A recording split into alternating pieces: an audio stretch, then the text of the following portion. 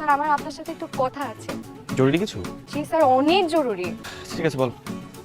Sir আমি ঘুরিয়ে পেঁচিয়ে একদম কথা বলতে পারি না। ছোটবেলা থেকেই সবসময় আমাকে সবাই বলে আমার নাকি লজ্জা শরম অনেক কম, তাই সরাসরি আপনাকে কথাগুলো বলছি।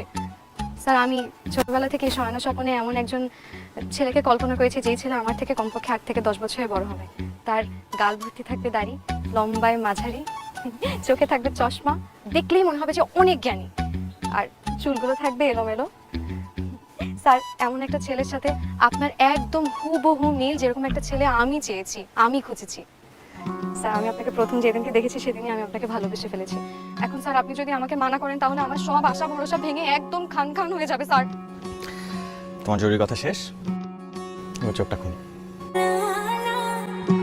আমি আজকে যাই, হ্যাঁ? খুব খিদা লাগছে, রুম আছে, জলদি ভাত খাবো, কালকে স্কুলে দেখাবো। স্যারকে বলছিস? হ্যাঁ। কি বলবো স্যার? স্যার নাকি অনেক ক্ষুধা লাগছে। আমি আগেই বলছিলাম তার তোকে পাত্তা দিবে না।